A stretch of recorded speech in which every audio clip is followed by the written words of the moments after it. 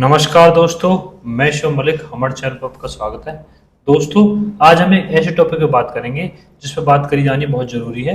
और कुछ लोगों के फ़ोन भी आते हैं जी, हमें जेवर एयरपोर्ट के आसपास 10,000 रुपये गज के हिसाब से, 12,000 रुपये गज, 5,000 रुपये गज के हिसाब से ज़मीन मिल रही है। क्या वो बचने वाली ज़मीन है या फिर कोई उसमें विवाद नहीं है?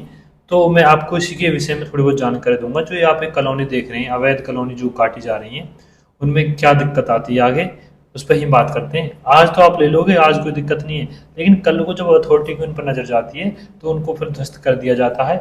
उसका आपको 1 रुपये भी वापस आपको नहीं मिलते हैं। तो वो आपका पूरा पैसा जो आपकी गाड़ी कमाई है वो बिल्कुल बेकार हो जाती है।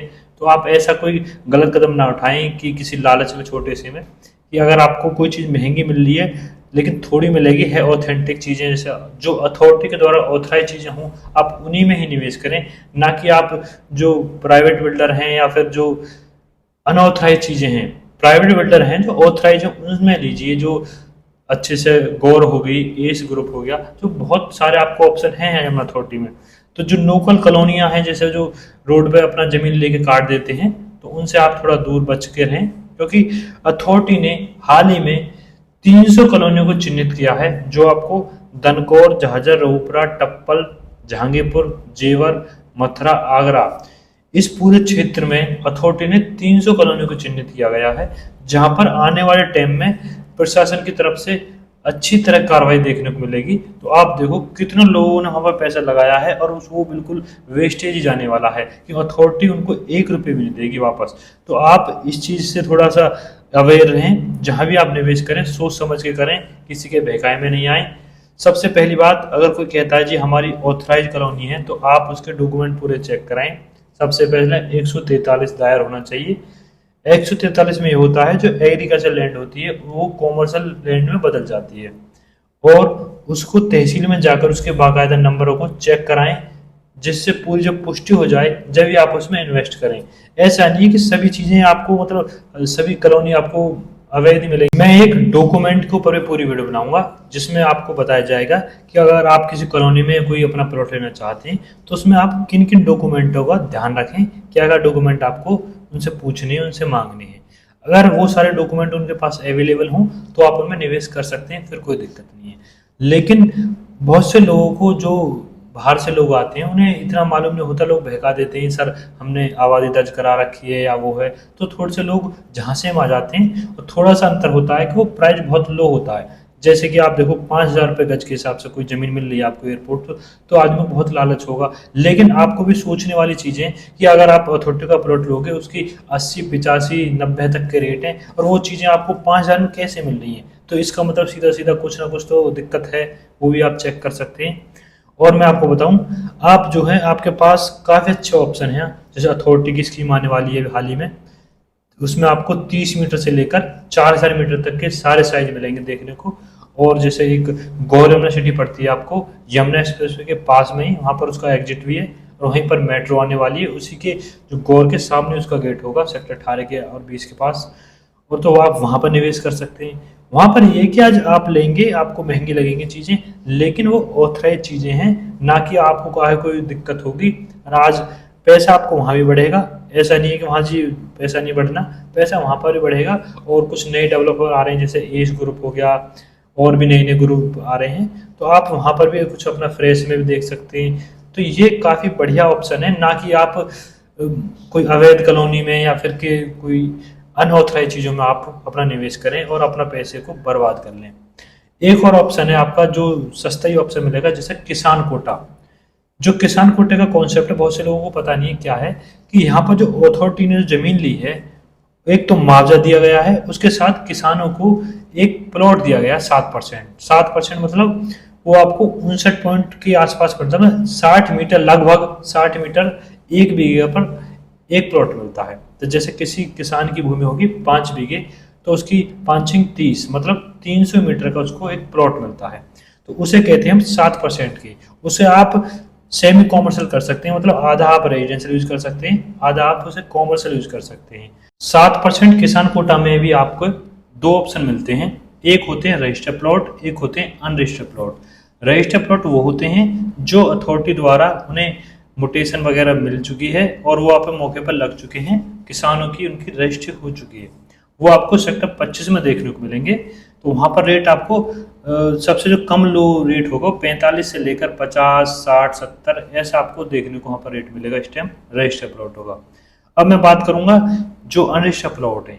अनरजिस्टर्ड आपको जो सेक्टर 18, सेक्टर 20 और सेक्टर 16 यहाँ पर आपको अनरजिस्टर्ड प्लॉट देखने को मिलेंगे, जो आपको किसान के साथ आपका एग्रीमेंट होगा, जीपे वगैरह आप करा सकते हैं।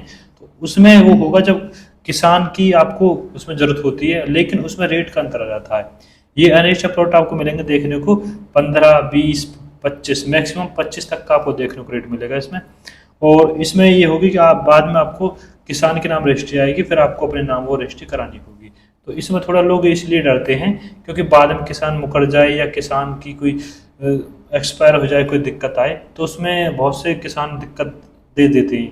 तो ऐसा है, आप इसमें ले सकते हैं, लेकिन जो आपके अच्छे परिचित हों या किसी अच्छे आदमी से ही आप इसे 7% किसान कोटे के प्लॉट लें, क्योंकि आगे आपको भी लगा अगर एग्रीमेंट है वो तो आजकल बहुत ज़्यादा धांधली वगैरह हो रही है, तो आप उससे सचेत रहें। किसी अच्छे परिचित लोगों से ही अगर आप अनरजिस्टर्ड प्लॉट ले रहे हैं तो ही लें, नहीं तो कोई आवश्यकता नहीं है, आप रजिस्टर्ड प्लॉटों में जा सकते हैं। वहाँ थोड़ा ये अब छोटा साइज मिल जाएगा, लेकिन वहाँ ऑथराइज चीज़ें होंगी, कल को आपको कोई समस्या देखने को नहीं मिलेगी। अब मैं बात करता हूँ लोकल कॉलोनी की, जो मैंने आपको बताया। तो अथॉरिटी ने 300 कॉलोनियों को चिन्हित किया है, जो आपको झाझर, तनकोर, रोहपुरा, टप्पल, जहांगीरपुर, जेवर, मथुरा, आगरा, ये इस पूरे एरिया में अथॉरिटी ने 300 कॉलोनियों को चिन्हित किया है, जिन पर हाल ही में ही प्रशासन द्वारा कार्रवाई की जाएगी। तो वहाँ पर आप देखेंगे कि उन लोगों को कितना नुकसान होगा, जिन लोगों ने वहाँ पर इन्वेस्ट किया है एक समझ के कि अपना मेहनत की कमाई को लगाया है, कल को उनके जो सपना है वो टूटेगा, जो उनके मकान बना दिए उन्होंने वो तोड़े जाएंगे। तो ये बहुत ही एक आदमी को भीतर झुकने वाली बात होती है। तो आप सचेत रहें, अपने इन्वेस्ट करें, अच्छे से जांच परख के किसी की बातों में ना आए। अगर कोई भी आपको बताता है जी ये ऑथराइज चीज़ें कुछ भी, तो पहले उसके डॉक्यूमेंट देखें जब भी आप निवेश करें। मैंने आपको बताया कि आप अथॉरिटी की स्कीम, जो प्राइवेट बिल्डर हैं जैसे गौर हो गया, एस हो गया, एटीएस होगी, काफ़ी हैं यहाँ पर, वहाँ भी निवेश कर सकते हैं। फ्रेश भी है, रीसेल में भी है। और 7% किसान कोटा हो गया, उसमें रजिस्टर्ड भी हैं, अनरजिस्टर्ड भी हैं, और एग्रीकल्चर लैंड भी है। जो आप एग्रीकल्चर जैसे सेक्टर 18, 20 या फिर जो मास्टर प्लान 2041 में, वहाँ भी निवेश कर सकते हैं। वो मुआवजे की ज़मीन होगी उसमें, जैसे आज आपने ले लिया वो मान के चलो 25 में, तो उसका 32 का मुआवजा है, किसका 28 का मुआवजा है, साथ में उसका 7% का किसान कोटे का प्लॉट मिलता है, तो आप वहाँ भी निवेश कर सकते हैं। आप एग्रीकल्चर लैंड में भी इन्वेस्ट कर सकते हैं, वो भी एक आपके लिए मुनाफे का सौदा है, क्योंकि आप जैसे सेक्टर 18, 20 जिनमें अभी अथॉरिटी ने पूरा एक्वायर नहीं किया है, वहाँ पर आप मुआवजे वाली ज़मीन भी ले सकते हैं। जैसे भट्टा पारसोल गांव होगा, छेजा, चांदपुर, ये काफ़ी गांव पड़ते हैं। अब वहाँ पर भी एक एग्रीकल्चर लैंड लेके आज डाल सकते हैं, 1 से 1.5 महीने में आपको वहाँ पर मुआवजा देखने को मिल जाएगा। तो आप ये आज लेंगे तो आपका मुआवजा मिल जाएगा, आपको प्लॉट भी मिल सकता है उसमें। अभी क्लियर नहीं है कि जो लोग बाद में जो परचेज करेंगे उनको 7% किसान कोटा दिया जाएगा या नहीं, लेकिन मोस्टली संभावना है कि सभी को ही 7% किसान कोटे का प्लॉट मिलेगा। और मास्टर प्लान 2031 हो गया, 2041 हो गया, उसमें इन्वेस्ट कर सकते हैं, या न्यू नोएडा हो गया, उसमें आप इन्वेस्ट करें तो काफ़ी अच्छा रहेगा। लेकिन आप जो अवैध कॉलोनियाँ हैं उनसे थोड़ा बच के रहें, उनके डॉक्यूमेंट पूरे चेक करें। ये हमारा दायित्व बनता है कि आपको अवेयर करें। आप हमसे बात करते हैं, आप कॉल करते हैं, मैसेज करते हैं, तो ये हमारा फ़र्ज बनता है कि आपका इन्वेस्टमेंट बेकार नहीं जाए, तो आपको भी अच्छा रिटर्न मिले। ठीक है दोस्तों, अब आपको कोई भी अगर क्वेरी आती है, आपको किसी के विषय में कोई जानकारी लेनी है, तो आप हमें दिए गए नंबर पर कॉन्टैक्ट कर सकते हैं। ठीक है दोस्तों, नमस्कार।